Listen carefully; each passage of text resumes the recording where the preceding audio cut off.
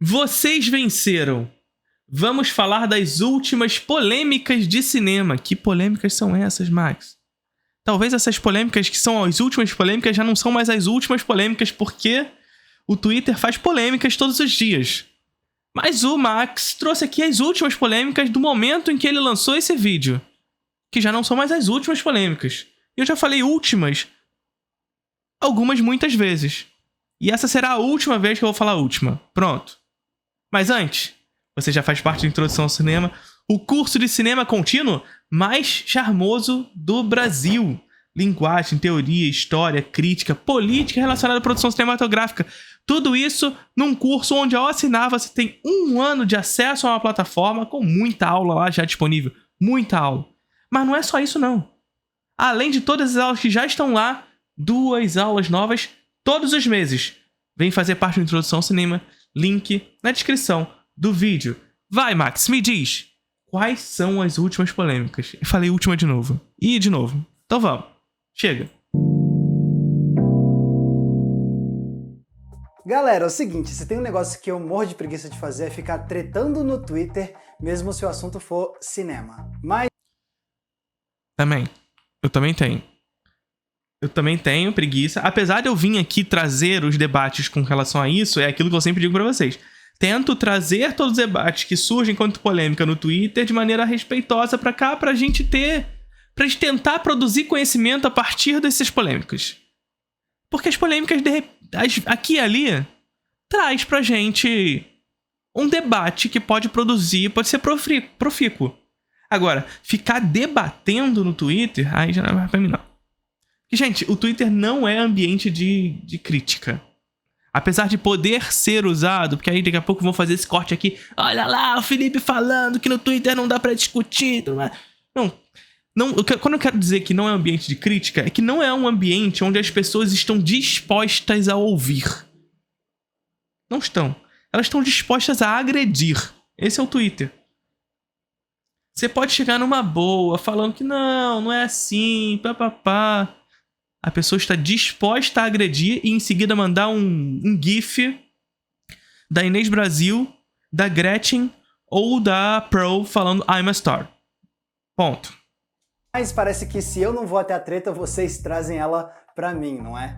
Sim, pessoal, estamos de volta com o nosso quadro de perguntas e respostas, o nosso último de 2023. O último perguntas e respostas, tá? Não o último vídeo do ano, calma. E quando eu pedi alguns dias atrás para vocês me mandarem as suas perguntas, ficou claro que vocês quiseram muito saber as minhas opiniões sobre alguns dos temas que mais causaram polêmica no Twitter quando o assunto é filmes. Se o filme do Scorsese é longo demais, se o cinema argentino é melhor que o cinema brasileiro, se cenas de sexo são desnecessárias sempre nos filmes. E fora esses temas, vocês me mandaram outras perguntas muito boas. Então... É aquele negócio, né? Temas que estão sempre voltando à tona. E a gente na crítica, eu já falei inúmeras vezes aqui pra vocês, a gente na crítica parece que vive sobre o eterno retorno dos temas insuportáveis. Eu não aguento mais falar de cultura woke. Eu não aguento mais ter que falar que a duração de um filme não determina a sua qualidade. Mas a gente tá sempre tendo que falar. Porque o tema volta. E, inevitavelmente, há pessoas que ainda carregam consigo determinados discursos que muitas vezes partem de um senso comum que está intimamente relacionado a uma classe dominante. Então, assim, a gente sempre tenta trazer para cá esses temas de maneira respeitosa, tranquila, para incitar debate e produzir conhecimento. Esse é o nosso objetivo. Mas que às vezes cansa. Às vezes cansa. Que aí é isso. Aí hoje eu abro aqui o... Porque, ó, esse vídeo aqui do Max tem 8 dias. 8 dias. E ele tá falando desses temas agora. Aí eu entro no Twitter agora e tá de novo alguém discutindo que o cinema argentino é melhor que o brasileiro. De novo. Eu entro no Twitter amanhã, já tem gente de novo reclamando da duração de um filme. Assim... Às vezes cansa, mas a gente tenta. Então vamos falar desses assuntos que vocês pediram, alguns deles polêmicos, outros nem tanto, mas todos eles muito instigantes. Bora lá. Rafael Alexandre 7473. Quais histórias de livros brasileiros você acha que mereciam uma adaptação para cinema? Já faz bastante tempo.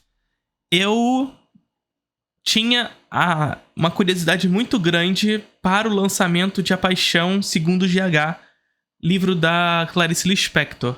E foi lançado esse ano, agora que passou, no Festival do Rio, dirigido pelo Fernando Coimbra, que é o diretor de Capitu, uma série brasileira chamada Capitu, que é muito boa, é o diretor de Lavoura Arcaica, enfim.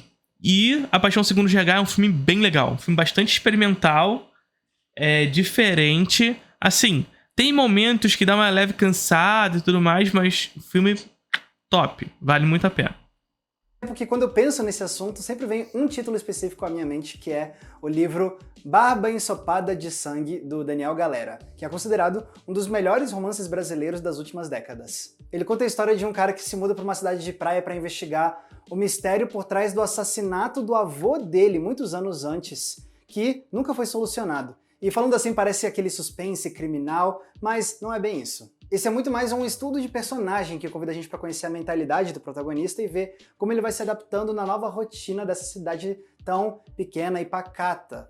E aí, quando a gente tá nessa intimidade, aí o livro vai revelando mais sobre o mistério por trás do assassinato do avô do protagonista. E por mais que me pareça uma história difícil de adaptar para o cinema, eu torcia para que isso virasse sim um filme. E olha só, eu fui atendido porque está sim sendo produzido Olha, que legal. Barba Ensopada de Sangue. E ele... Então foi muito parecido com o meu caso, porque eu tinha muita curiosidade de assistir uma adaptação de A Paixão Segundo GH, via dificuldade.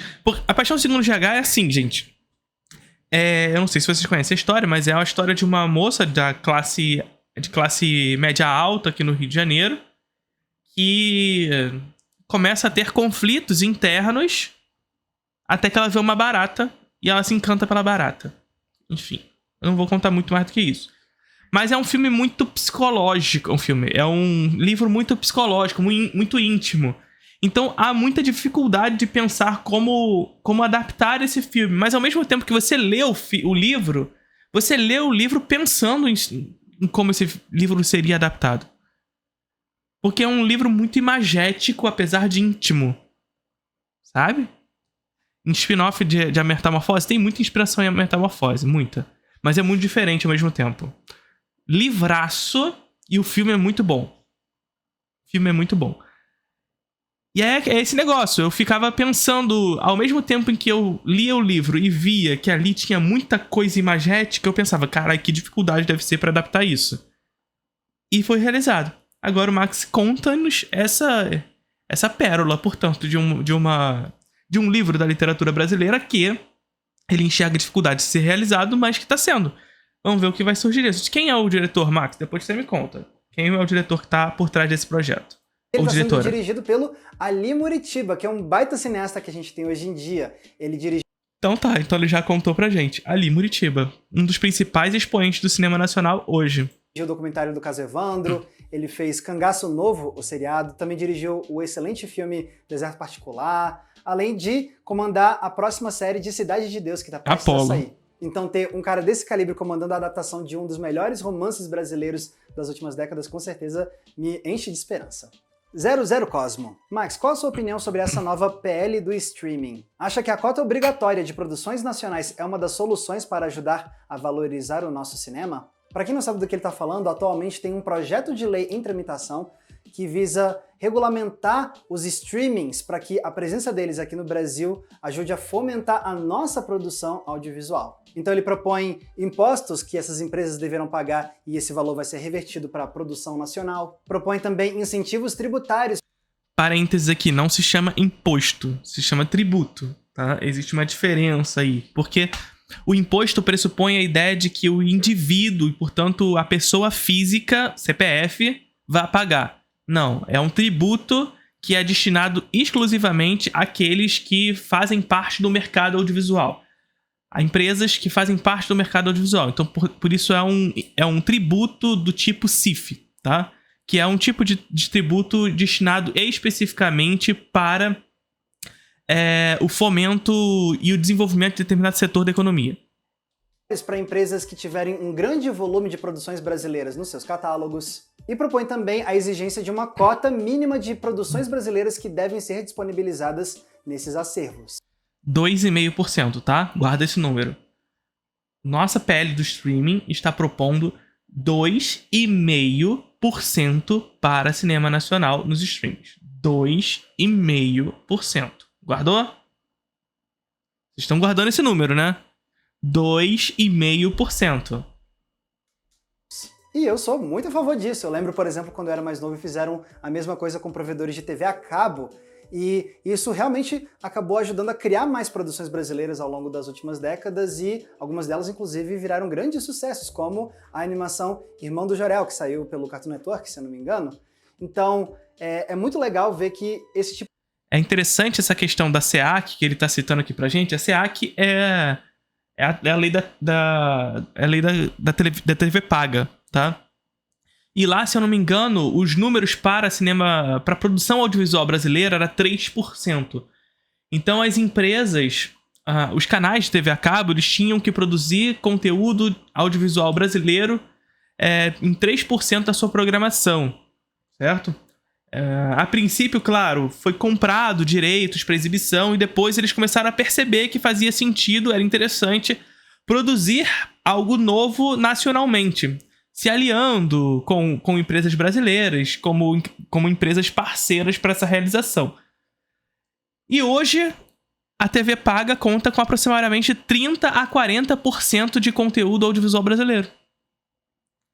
Então, a cota de telas de 3% fez com que o mercado da TV paga brasileira percebesse que fazia sentido investir em produção audiovisual brasileira. E hoje ter 40% da produção audiovisual brasileira na TV paga. Vocês estão entendendo? Agora, a gente não pode tratar a TV paga sob a mesma égide do que é o streaming. São questões completamente distintas. Ao meu ver, particularmente, não significa dizer que separar 2,5% de produção audiovisual brasileira para os streaming significa que teremos 30% no streaming. É outra lógica. É outra lógica completamente distinta, tá? Tipo de política funciona. Então a ideia agora é fazer a mesma coisa, só que com a presença dos streamings aqui no Brasil. Algo que tem sim a chance de ajudar a desenvolver muito a nossa própria indústria. Então são medidas de proteção e de incentivo que eu acho que realmente tem sim muito lugar. Não vai ser a solução de todos os problemas do nosso audiovisual, mas não é a solução, é uma mitigação dos problemas, né? Porque a raiz do problema é o capitalismo. Sim, um passo pra frente, na minha opinião. Perfeito. Mas assim, a gente precisa também discutir o que é essa PL, tá? O que é essa PL que tá rolando aí, que tá tramitando. Porque, enfim, para além de a gente discutir se é bom ou não ter regulamentação de streaming, a gente tem que discutir que regulamentação do streaming. Qual a regulamentação que vai passar? Então, discutir a regulamentação do streaming é discutir também qual regulamentação que a gente está discutindo. Saca? Porque, veja, por exemplo, a regulamentação que está em tramitação é uma regulamentação, se eu não me engano, de um cara do PSD. Se eu não me engano, tá? Posso estar enganado, mas é do setor à direita. Mas por que essa galera faz esses debates? Porque eles sabem que é inevitável. Eles sabem que é inevitável passar uma regulamentação do streaming. Então, é melhor que se passe uma regulamentação aos moldes que interessa mais ao mercado do que a população. Então, discutir regulamentação do streaming é discutir também que regulamentação, é pôr em debate, é estar em constante disputa sobre qual regulamentação a gente está falando. E quando a gente fala de regulamentação do streaming, é uma série de questões que estão envolvendo esse debate. Por exemplo,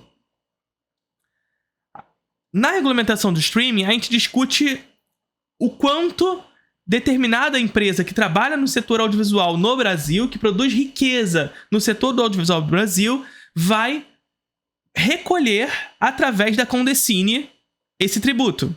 Percebe? Eu disse para vocês que não é imposto, é um tributo.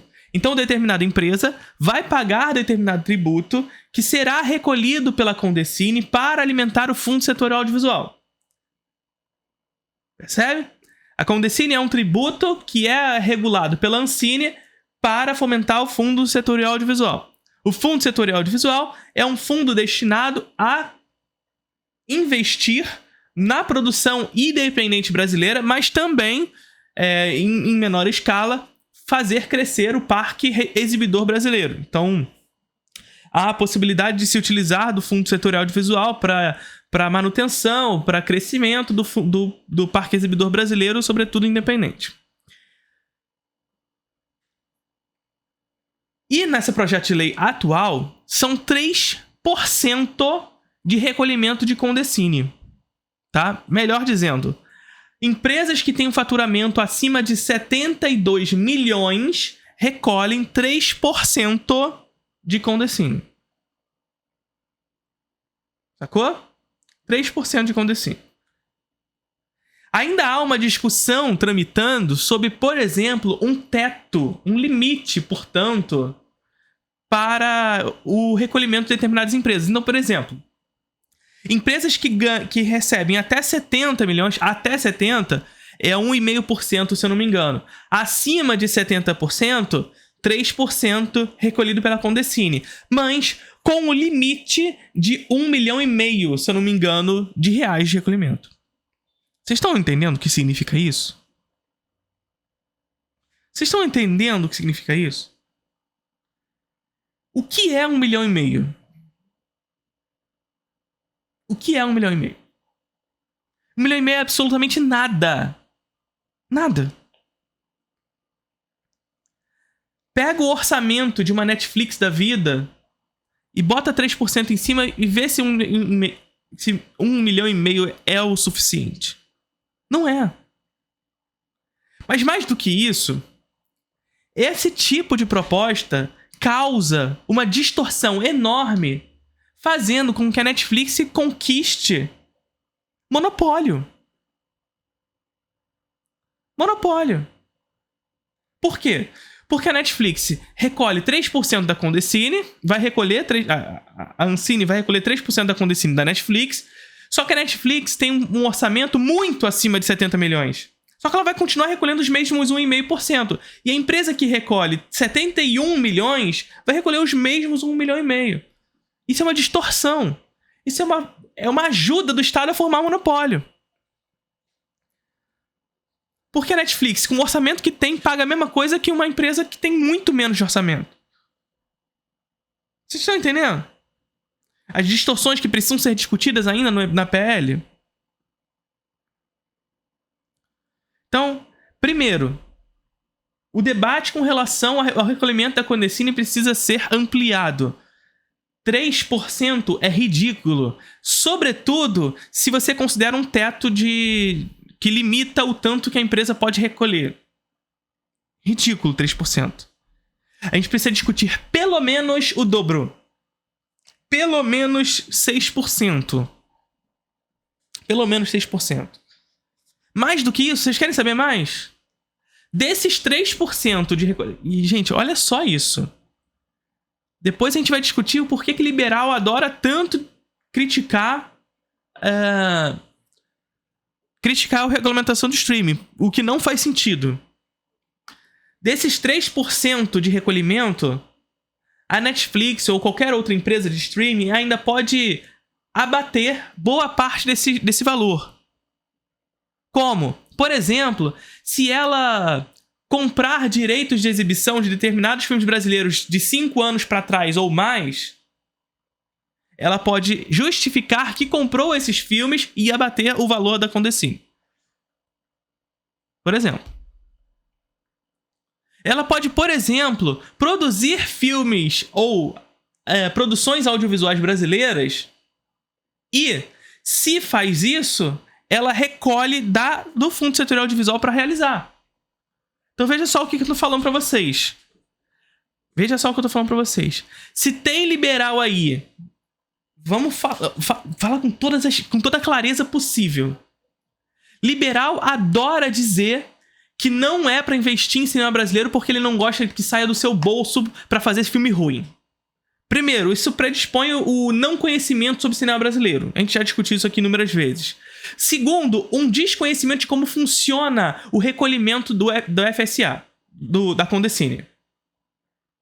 A Condecine, mais uma vez, é um tributo e não um imposto, e, portanto, não sai da pessoa física, mas sim da empresa que atua no mercado audiovisual, que produz riqueza no audiovisual brasileiro, empresas nacionais e internacionais, que vai onde a Ancine irá recolher, através da Condecine, determinado valor para alimentar o Fundo Setorial Audiovisual.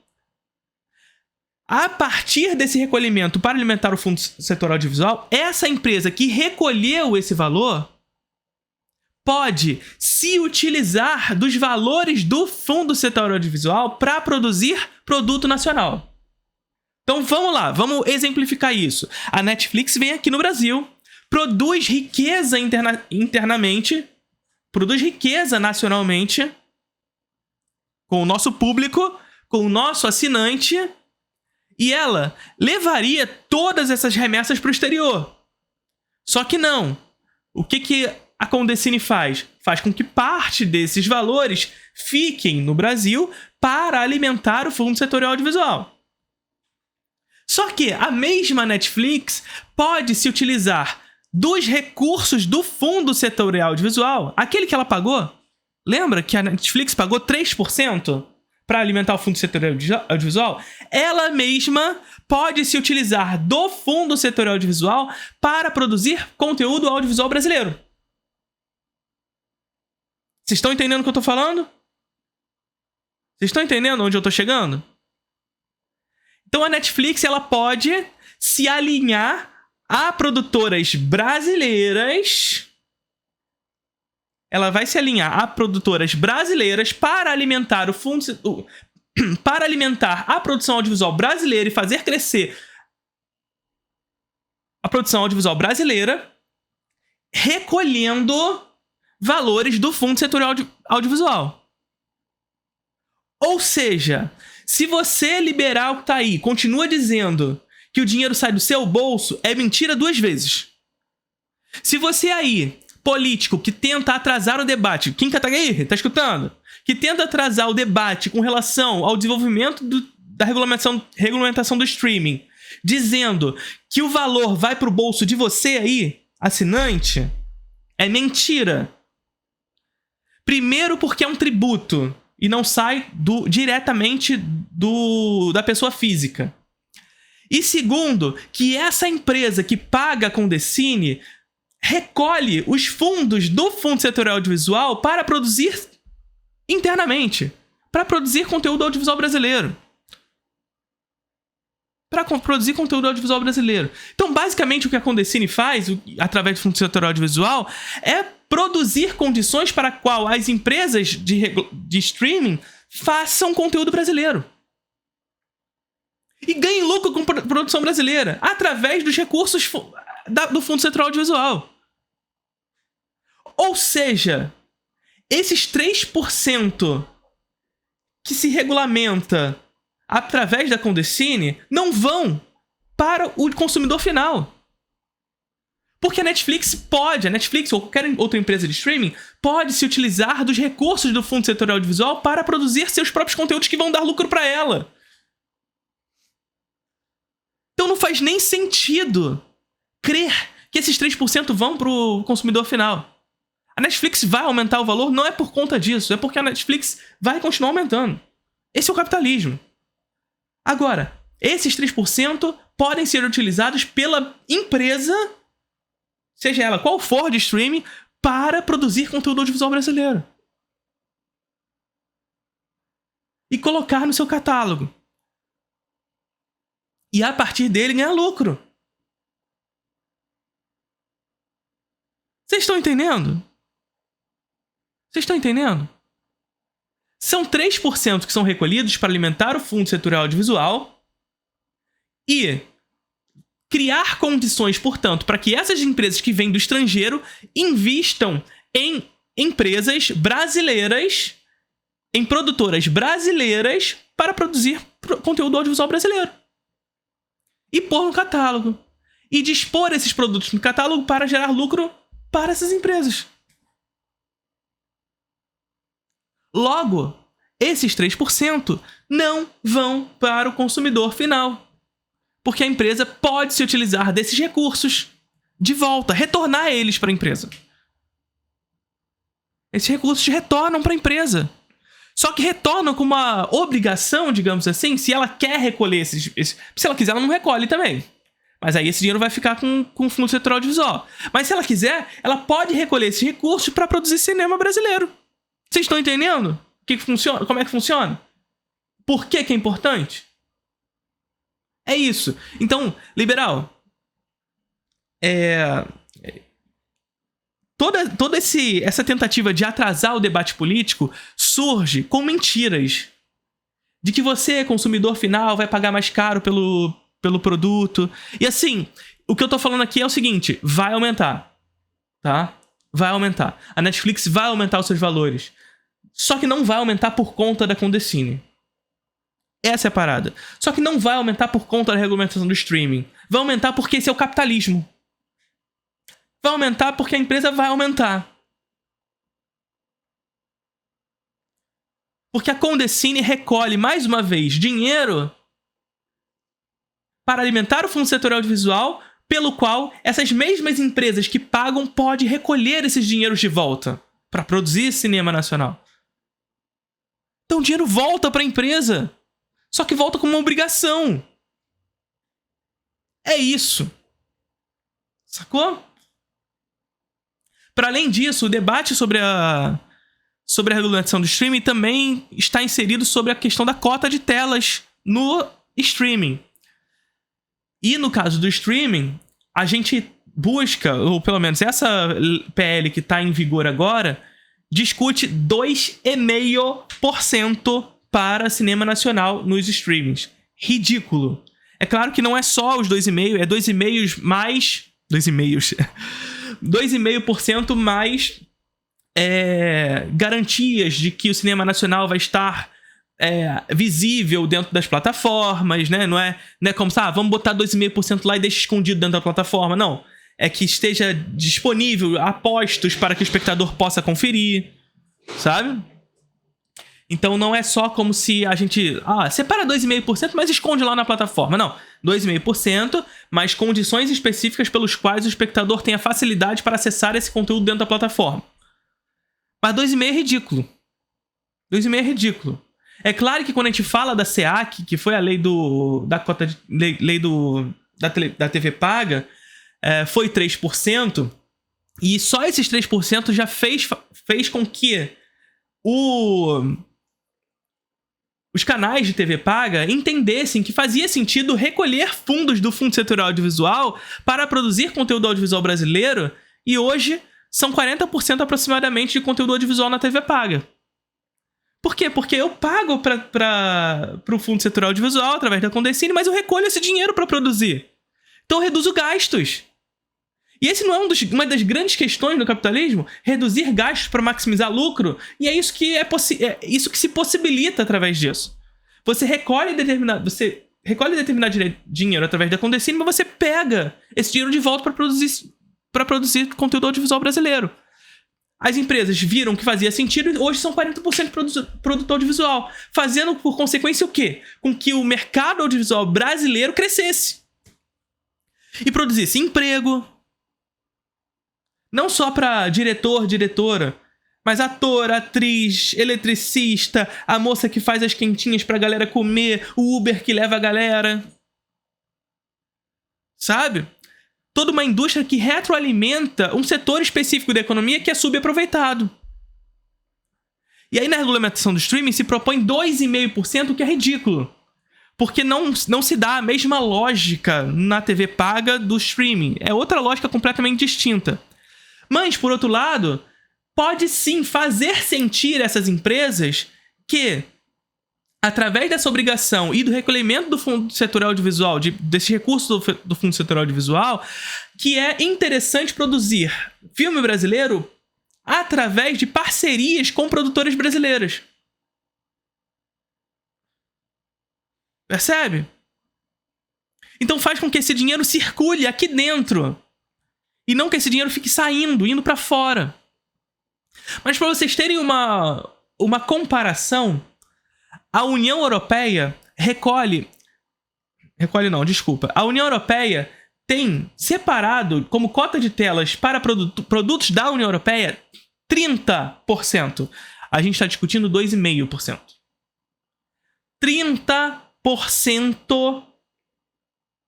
30% é o que a União Europeia pede de conteúdo exclusivo da União Europeia. Então, mais uma vez, dentro da União Europeia, enquanto a gente pede 2,5%, lá são 30% de cota de telas. E aí, cada um dos países inseridos dentro da União Europeia tem as suas legislações específicas. A França, por exemplo, fala de 60% desses 30% de conteúdo audiovisual francês. Onde os outros 40% são conteúdos da União Europeia. Vocês estão entendendo? E o Brasil está discutindo 2,5%. 2,5%. Bom, esse é um debate que a gente precisa ampliar muito mais para além desse vídeo do Max. Eu pretendo discutir isso aqui com vocês de maneira mais aprofundada em breve, tá bom? Vamos lá. Violentamente 3 minutos de vídeo aí. 3500. Como explicar o fracasso da Marvel em 2023? O gênero de super-heróis está em queda livre? De fato, parece ter sido um ano bem negativo, não só para Marvel, mas para DC também, né? Porque ambos os estúdios tiveram bombas de bilheteria. Shazam, o Homem-Formiga, o filme do Flash, as Marvels... Lógico, teve sim filmes que saíram bem, como Guardiões da Galáxia Volume 3 e o segundo Aranhaverso, mas dessa vez eles pareceram a exceção à regra, o que não era necessariamente comum nos últimos anos. E assim, eu não consigo fazer futurologia e dizer com categoria de que agora sim os filmes super-herói estão caindo. Eu acho que ainda é um pouco cedo para definir isso. Porém, o que eu posso fazer é comentar o que eu tenho visto ao longo de 2023 e o cenário realmente não tá bonito, não. As bilheterias mais baixas talvez demonstrem que realmente talvez esteja acontecendo um cansaço em muitas pessoas do público. Até mesmo quem já gostava desses filmes talvez parece tá se cansando um pouco, principalmente depois que a gente começou a ver, por exemplo, a Marvel lançando seriados, e agora você também precisa ver não sei quantas temporadas de quantos seriados para poder entender o próximo filme que eles vão lançar no cinema. É uma sensação de dever de casa mesmo, e eu sei que muita gente simplesmente cansou e começou a abandonar essas produções por causa disso. E não só isso, até os filmes parecem estar refletindo um pouco uma certa decadência do gênero. Eu vou explicar. Pô, aquele trabalho vergonhoso de efeitos computadorizados no filme do Flash faz parecer que essas produções estão se derretendo em gosma digital cada vez mais, virando um retalho computadorizado do que antes cativava tanta gente. Resultado, inclusive, de uma precarização cada vez maior dos profissionais de efeitos especiais lá nos bastidores. Por outro lado, você tem o segundo Aranhaverso, que, além de ser deslumbrante, traz uma história que é sobre você querer combater o cânone, sobre você se rebelar contra as tradições antigas dessas histórias de super-heróis para você encontrar um novo caminho. Parece quase uma resposta ao culto do universo cinematográfico Marvel, que exige que a gente conheça tudo de todos os filmes e todas as séries interconectadas. Lógico, isso tudo é minha leitura, é bem provável que esses filmes nem estivessem pensando nisso conscientemente, de refletir sobre o estado atual dos filmes super-herói, mas eu sinto que faz sentido, as coisas dialogam de uma certa forma, mesmo que inconscientemente, mas é inegável que 2023 foi sim tomado por uma certa sensação de que talvez o gênero do super-herói no cinema esteja começando a cair em declínio. De novo, ainda é cedo para bater o martelo sobre isso, mas quem sabe daqui a 10 anos pode ser que a gente olhe para trás e veja 2023 como o início do fim para os filmes de super-herói. Eu acho que ainda falta um pouco pra gente discutir isso, né? Porque, enfim, mais uma vez, a gente tá no início dessa nova fase da Marvel e é normal que hajam insucessos nesse início de nova fase. Isso aconteceu também nas fases anteriores. Filme ruim, a Marvel sempre fez, e aí no meio tinha alguns que dava pra pincelar, e aí no caso a gente tem aqui o Guardiões da Galáxia 3, que é um ótimo filme. E aí em cada uma das fases é uma banda de porcaria com alguns ótimos filmes que a gente pode pincelar dali, né? Pensar, melhor dizendo. Então, eu não acho que a Marvel esteja fazendo filmes ruins, porque ela sempre esteve. Não acho que é esse o causador do insucesso atual. Acho que tem algumas questões que precisam ser discutidas aí, né? Que tá muito inserido, por exemplo, o atraso da Marvel em tratar questões de grupos minoritários, o que causou determinada estranheza em determinado público posteriormente. A gente pode discutir justamente se de fato tá havendo saturação ou não, a ascensão do streaming, a necessidade das salas de cinema em se adaptar a um novo tipo de mercado, né? Porque agora as salas de cinema elas precisam se adaptar a um novo tipo de cinema pelo qual o streaming não consegue se realizar, né? É o que aconteceu lá atrás com o surgimento da televisão. A televisão surge e as pessoas sentem que podem assistir aquilo que assistiam na tela do cinema em casa. O cinema precisa se adaptar e cria o Panavision, cria o CinemaScope, enfim. Questões técnicas pelas quais a sala do cinema proporcionaria para essas pessoas uma experiência distinta do que a nossa casa é capaz de produzir. Então, é um momento de crise, digamos assim, da sala do cinema. Não é um momento de crise da Marvel, é um momento de crise da sala do cinema. O que fazer a partir de agora? Essa que é a grande questão. Finish Him 3819. Max, cite 5 filmes que você sabe que são muito bons, mas que não assistiria novamente. Eu vou fazer um pouco diferente do que você pediu. Em vez de falar de 5, eu vou listar 4 filmes e eu não considero eles necessariamente muito bons, mas eles são 4 filmes que eu não quero rever. E eles são todos filmes de terror. Os raros casos de filmes de terror que conseguem me deixar tão perturbado que eu fico mal durante alguns dias. 2 deles são os filmes Terrifier 1 e 2, uma franquia slasher que é uma das coisas mais graficamente pesadas do terror atual e que, eu confesso, conseguem criar cenas que eu não pretendo revisitar, não. Eu ainda não assisti, eu quero assistir, mas eu ainda não assisti. Outro filme é A Casa que Jack Construiu, do Lars von Trier, que tem uma cena em especial que me deixou abismado e pensando nela durante vários dias, e toda vez que lembrava dela eu ficava horrorizado. Pra quem já viu esse filme, eu Também não assisti. tô falando da cena do piquenique. E o 4º filme é Saló, ou Os 120 Dias de Sodoma, que eu mencionei no vídeo da semana passada aqui no canal. Foi importante pro meu acervo cinematográfico eu ter visto ele, mas ao mesmo tempo ele é uma experiência tão desconfortável e pesada que eu acho que ter visto uma vez foi o suficiente. Lógico, pode ser. Esse é foda, tá? Esse é foda. Assistam Saló, que esse filme é brilhante. Pesado. Pesado. Não almocem antes. Nem durante, por favor. Mas é pica. Pode ser que em algum momento, por trabalho, eu acabe revisitando esses filmes, mas a princípio, por minha iniciativa própria, eu não pretendo rever, não. Astronauta da Saudade. Qual a sua opinião em relação à polêmica da duração e do formato de Assassinos da Lua das Flores? Se você está por fora do assunto, eu explico. Acontece que, com os últimos filmes do Scorsese, o irlandês, e agora com Assassinos da Lua das Flores, tem tido toda uma conversa, várias pessoas reclamando sobre a duração longuíssima desses filmes, mais de 3 horas e meia de filme. E aí tem gente dizendo que, não, você podia ter cortado 1 hora desse filme, ou então que esses filmes poderiam ter sido divididos em minisséries ao invés de serem um filme. E olha, eu entendo a gente refletir sobre a questão de quanto tempo dura um filme. Eu mesmo fiz isso algumas semanas atrás aqui no canal, no meu vídeo sobre Estranha Forma de Vida, o novo curta-metragem do Almodóvar. Nesse vídeo eu falo que eu senti que a obra não conseguiu alcançar todo o seu potencial por conta de ser um curta-metragem ao invés de um longa-metragem. Então quando eu faço isso, eu falo da duração pensando muito mais em como essa duração se relaciona com a proposta da obra, se ela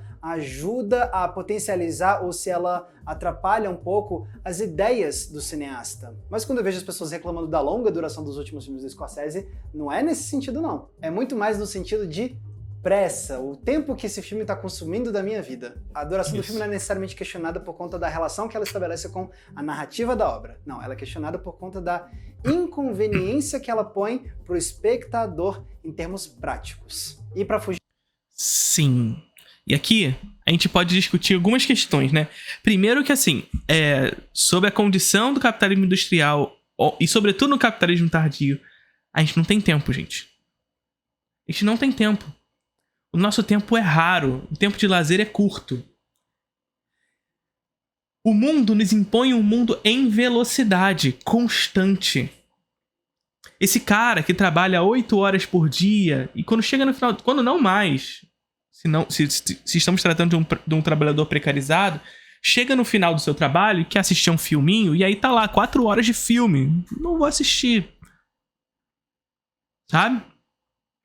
Mas mais do que isso, as condições que se impõem, as condições de velocidade que se impõem, faz com que nós desejamos consumir produtos cada vez mais velozes. E quando eu digo cada vez mais velozes, eu não tô falando de duração. Eu tô falando do arco narrativo do produto impor determinados estímulos internos. Quanto mais estimulante o filme, melhor. Quanto mais estimulante o produto, melhor. E é por isso que as séries estão tendo um sucesso estrondoso na contemporaneidade. Porque elas demandam no espectador uma atenção mais curta em termos de duração, que faz com que esse espectador seja estimulado mais constantemente. E aí o próximo episódio é sempre o que importa, o próximo. E aí esse cidadão, ele assiste 3, 4 episódios seguidos, mas ele não consegue assistir um filme de uma tacada só do Scorsese. Por quê? Porque é um arco inteiro de 4 horas. Que faz com que o Scorsese demanda de você uma atenção pelo qual você vai ser estimulado algumas vezes em uma duração, um intervalo maior. Sabe? Mas eu já falei sobre isso de maneira mais profunda quando a gente discutiu lá a questão da Carol Moreira e tudo mais. Tem um vídeo aqui no canal, caso você queira assistir esse vídeo, fala comigo. Fala comigo que eu te mando, tá? Fugir dessa inconveniência daria pra resolver, cortando não sei quanto tempo do filme, transformando numa minissérie para assistir aos poucos ao longo dos dias. E isso me frustra porque parece um jeito de enxergar o filme não como uma obra de arte a qual a gente vai tentar se entregar, mas sim como um produto que precisa ser conveniente e fácil de consumir, entende? Parece uma necessidade da gente querer moldar, dobrar a obra para que ela se ajuste a nós, ao invés da gente se engajar com a proposta artística do filme. É um projeto... Quando eu digo pra vocês que não cabe a nós discutir a duração de um filme, é justamente porque quando nós discutimos a duração, nós estamos discutindo sobre o que o filme deveria ser. Isso não cabe. Cabe discutir o que o filme é. E não o que ele deveria ser, o que ele poderia ser. Porque você não é o autor do filme. Só que conforme o cinema se desenvolve ao longo da história, ele vai entregando cada vez mais ao espectador um sentido de autoria. O que é prejudicial. Que é prejudicial à obra em si. É por isso, por exemplo, que quando a gente fala sobre as mortes do cinema, tem um livro especificamente só para isso, inclusive. Eu pretendo tratar sobre esse assunto no Introdução ao Cinema em breve. Quando a gente vai discutir uma das mortes do cinema, uma delas se dá com o nascimento do controle remoto. Por quê? Porque o controle remoto dá ao espectador o sentido de ser autor. Porque ele pode pausar, ele pode retornar, ele pode ir pra frente, pode ir pra trás. Em determinados momentos, voltar um pouco o filme faz com que você possa enxergar coisas que você não assistiu, mas que porventura o autor escondeu ali, só pra fingir, que você, pra você não ver mesmo. Pra deixar ali como uma parada. Mas aí você volta pra ver de novo, você vê. Isso acontece em Blow Up, por exemplo, do Antonioni. Sabe? Em Blow Up, nós temos um personagem, fotógrafo, que vai pra um parque, ele começa a fotografar um casal. A moça que foi fotografada fica incomodada e vem pedir pra ele o rolo do filme. Intrigado, o fotógrafo começa a revelar as fotos e vê que ali tem alguma coisa. O que você, como um espectador curioso, faz, tendo consigo um controle remoto? Volta na cena pra ver se a coisa tava lá. Pronto, você quebrou com o ritmo do filme. Quebrou com a proposta do filme. Sacou? Então, o controle remoto trouxe essa questão. E para além disso,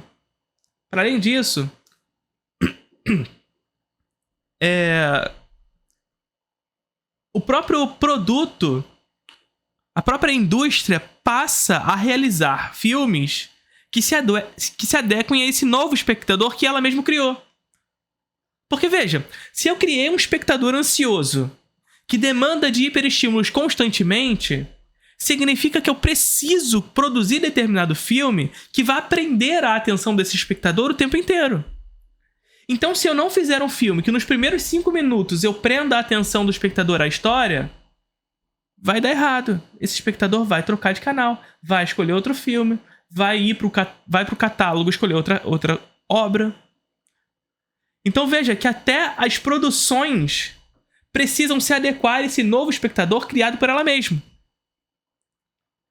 fazendo com que haja a necessidade de criar hiperestímulos desde o início do filme. Caso contrário, o espectador vai mudar de canal.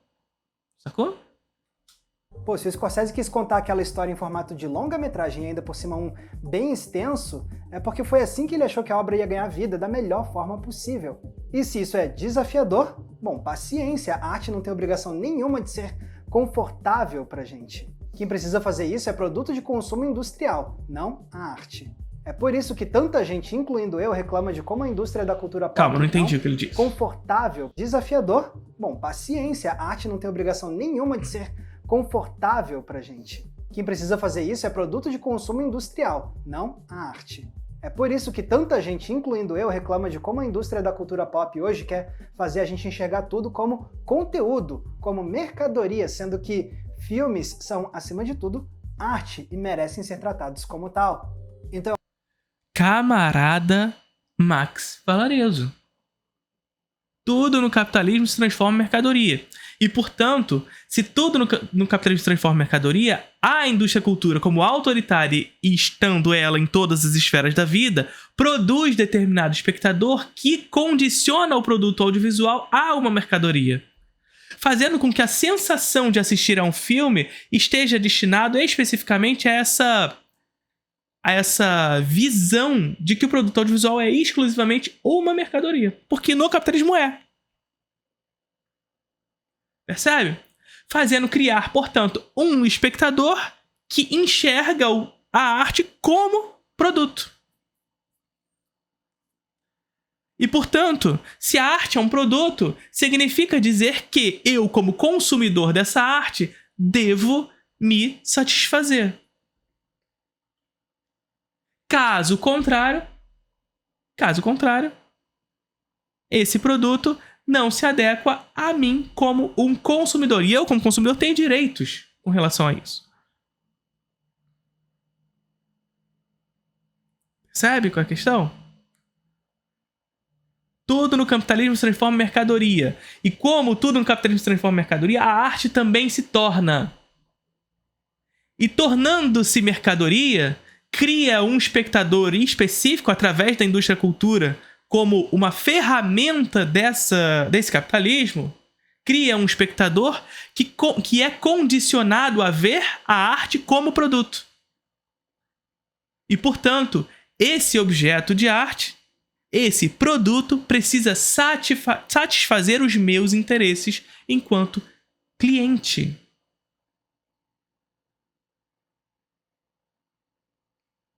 Saca? eu acho que a minha maior frustração não é nem tanto com as pessoas que dão essa reclamadinha da duração longa de um filme do... Mas tem problema encarar a arte como produto? Vamos lá. Não significa dizer que mercadoria não é arte. Não é isso. Afinal, se a gente for dizer que toda mercadoria não é arte, a gente vai começar a tratar tudo após o capitalismo industrial como não arte. Porque tudo no capitalismo se transforma em mercadoria. Se tudo no capitalismo é mercadoria, logo não temos arte. Não temos arte mais. Então não é assim que funciona. Então há a possibilidade de, ainda que seja mercadoria, ser arte. Tá? Esse é um primeiro ponto. A arte não é juízo de valor. A arte não é feita para ser boa ou para ser ruim. A arte não é elogio. Então, o primeiro ponto é esse. Entretanto, contudo, todavia, o que a gente luta, ou especificamente eu, não sei o seu caso, é a superação desse sistema produtivo que impõe a arte ser ela uma mercadoria. Então, sim, ser arte mercadoria é um problema. Só que no capitalismo, contextualizada no capitalismo, não há como escapar. A indústria da cultura é autoritária e está em todas as esferas da vida. Tudo no capitalismo se transforma em mercadoria. A obra de arte no capitalismo é uma mercadoria. O que a gente luta é para superar esse sistema que impõe a obra de arte ser uma mercadoria. Porque sim, é um problema. E por que é um problema? A gente discutiu, por exemplo, a questão aqui de transformar, portanto, o espectador de obra de arte em cliente, em consumidor. Que faz com que o consumo da arte, portanto, ganhe contornos específicos que estão interessados no lucro de quem fez e não especificamente na contemplação daquilo que foi realizado. Então, a nossa luta é pela superação desse sistema que impõe a arte ser uma mercadoria. Isso não significa dizer que, estando a arte no capitalismo, ela deixa de ser arte. Sacou? Scorsese. Talvez a minha maior frustração mesmo seja com o sistema industrial capitalista que está normalizando a visão de que filmes devem ser vistos como meros produtos a serem julgados pela sua conveniência ou falta dela, sendo que os... Camarada Max, eu te amo. Camarada Max, eu te amo. Que isso, Max? Lindo, lindo, lindo, lindo, lindo. filmes são algo muito maior e bonito do que isso. E é dessa beleza e desse propósito que a gente não pode se esquecer jamais. O Normals. Mas queria te fazer uma pergunta envolvendo sexo no cinema. E se essas cenas são desnecessárias, e se deveria colocar um botão para pular, e quando esse tipo de cena se torna um fetiche. Sim, para quem não sabe, isso é um debate que tem ocorrido bastante, especialmente porque parece que muitos espectadores mais jovens, das gerações mais recentes, acham que cenas de sexo sempre são desnecessárias. Eu fico abismado com um jovem conservador. Isso pra mim é um paradoxo. É um paradoxo pra mim. Jovem conservador. Jovem que não quer ver cena de sexo. Isso não existe pra mim. Mas de noite, bota lá a aba anônima, tá? Que eu sei. De noite tá lá na aba anônima. Que eu sei. Eu sei. Mas aí no cinema, né? Não pode. Cena de sexo. Pelo amor de Deus. Pelo amor de Deus. Eu fico com vergonhinha quando vou ao cinema e tem cena de sexo, confesso. Cara, no cinema você tem? No cinema eu não tenho, não. Eu tenho em casa. Eu tenho mais em casa. Porque em casa a nossa condição voyeur, ela é rompida. Na sala do cinema, você é exposto a uma série de pessoas que estão ali pra fazer a mesma coisa que você tá fazendo. E você tá no escuro, vendo sem ser visto. Junto com a galera. Você tá vendo sem ser visto. Agora, em casa, essa condição voyeur de ver sem ser visto é rompida, porque sua avó vai passar pela sala. A sua mãe vai passar pela sala. E ela não tá engajada no mesmo filme que você. Então você deixa de ser um espectador voyeur nesse lugar. Sabe? Com alguns até defendendo que deveria ter nos streamings um botão pra você pular cenas de sexo. Ver se pode um negócio desse. Eu acho isso tudo absolutamente ridículo. Porque é mais uma vez o que a gente estava conversando anteriormente. É cada vez mais as condições técnicas envolvidas no capitalismo dando ao espectador a condição de ser um autor da obra. Por quê? Porque esse espectador é cliente. Esse espectador é consumidor. E a arte é uma mercadoria. A arte se transforma em uma mercadoria. E se a arte se transforma em uma mercadoria, significa que aquele que oferece a mercadoria, e portanto a obra de arte, tem obrigações para a qual o consumidor, que deseja consumir aquilo sob as suas condições. Então ele tem um controle na sua mão para ir para frente e para trás, fazendo com que a obra de arte tenha a necessidade de criar estímulos para que esse espectador não mude de canal e ou mude de filme, se estamos falando de streaming. Saca? E dar condições para esse espectador fazer o que ele bem entenda. Pular cenas de sexo, assistir ao filme 2 vezes. Isso nada mais é do que fruto da arte se tornando mercadoria. Se adequando aos interesses do espectador. Aos supostos interesses do espectador. Percebe? Primeiro que isso vem de uma visão extremamente utilitarista do cinema, que acredita que cada cena, tudo que tem lá no filme deve avançar a trama de algum jeito, trazer alguma informação nova ou coisa do tipo. E supostamente cenas de sexo não se encaixariam nisso porque é só sexo. Oh meu Deus, isso não ajuda em nada. Eu discordo disso tudo. Em primeiro lugar porque pra mim uma cena pode existir simplesmente com a intenção de despertar emoções, sensações dos espectadores, sem ter que necessariamente avançar a trama, ter uma funcionalidade. Porque essas emoções são válidas, são parte da experiência. E uma dessas sensações válidas é a excitação de ver uma cena de sexo. Sem contar que cenas de sexo podem sim ajudar a traduzir ainda mais alguns aspectos da história. Pode mostrar mais aspectos dos personagens, mostrar como eles são na intimidade, o que eles escondem do resto do mundo, mas que eles trazem pra cama. É muita possibilidade narrativa rica que pode existir numa cena dessas. E dá pra ter isso sem ter diálogos trazendo essas informações mastigadinhas pra gente. E no fundo, isso é reflexo de um grande puritanismo muito bobo que ainda insiste em olhar pro sexo de forma negativa e demonizar ele. É uma negação a enxergar o sexo como algo humano, carnal, íntimo, de conexão. E se isso chega a incomodar certas pessoas a ponto delas acharem que cenas de sexo não deveriam existir nos filmes, que elas são desnecessárias, isso não é um problema dos filmes, isso é um problema dessas pessoas. Dessas pessoas e sobretudo, Max, por favor, isso aqui, Max, você consegue entender jovem conservador, Max? Agora que eu descobri que você já tá aí, camarada, você consegue entender jovem conservador? Pra mim isso é um contrassenso. Não existe jovem conservador, jovem incomodado com cena de sexo.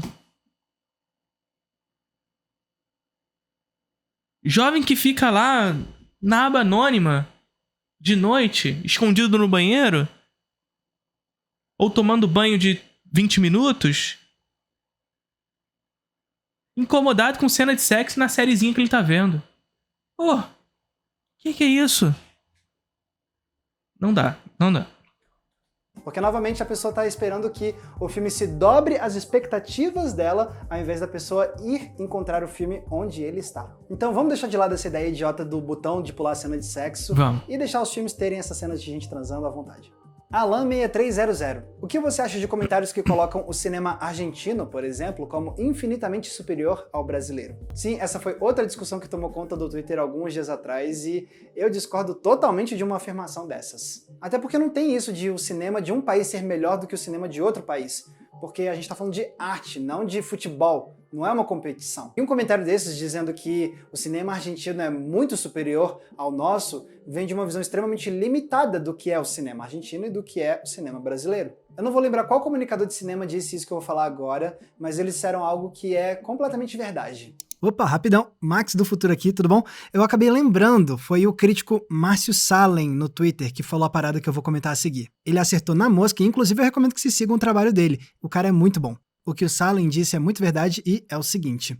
Os filmes argentinos que costumam chegar pra gente aqui no Brasil são aqueles que já passaram por algum tipo de filtro. São obras que já foram premiadas ou indicadas em festivais, são filmes que foram grandes sucessos de bilheteria na Argentina, são filmes que estão causando um burburinho, então as distribuidoras trazem pra cá obras que já têm um certo selo de aprovação, digamos assim. Mas é aquilo que eu já falei com vocês por aqui também, né? O Brasil e a Argentina são os principais parceiros econômicos com relação à produção audiovisual na América Latina e no mundo, na verdade. Porque, a se tratar de Brasil, a gente importa muito mais do que exporta para os Estados Unidos, por exemplo. Então a gente não pode lidar com os Estados Unidos como um bom parceiro comercial, né? No caso da Argentina, a gente exporta muita coisa, a gente importa muita coisa. Só que qual é a grande questão?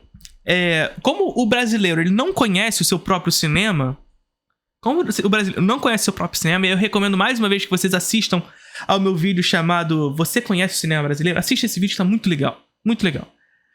Lá eu demonstro por que o cinema brasileiro não é conhecido, com todas as razões ideológicas que impõem ao Brasil uma certa marginalidade.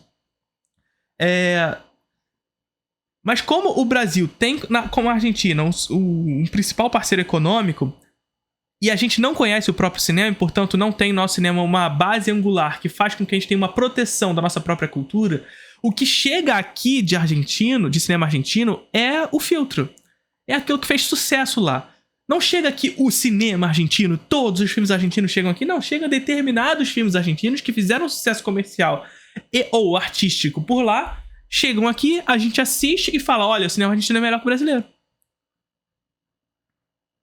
Faz sentido falar isso? É como se a gente falasse o contrário. É como se só chegasse os principais filmes brasileiros na Argentina e eles falassem, cinema brasileiro é melhor que argentino. Não faz sentido, sacou? Os outros 90% dos filmes argentinos que são de medíocres pra ruins, esses a gente nem fica sabendo. E aí umas pessoas daqui ficam achando... Caralho, esculachou também o cinema argentino, hein, Max? Os 90% que são ruins e medíocres. Não, assim, não significa que os 90% que não foram exportados pro Brasil são ruins. Só não... A indústria argentina só não vê sentido exportá-los. Porque muitas vezes não faz... Não está de acordo com as demandas que possam ser entregues ao Brasil.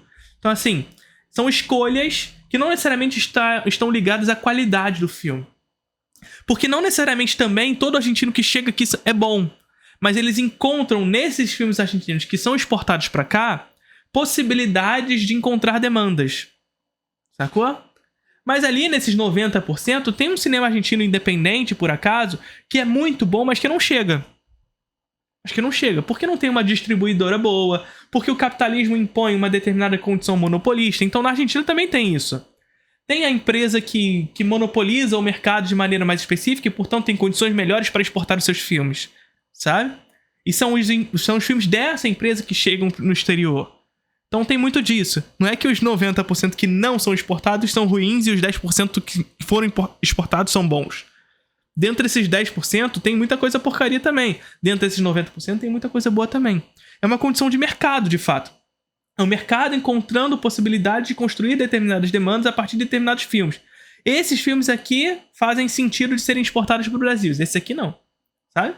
Achando que o cinema da Argentina é melhor do que o... Por exemplo, Ricardo Darín. O brasileiro que minimamente gosta de cinema, adora o Ricardo Darín.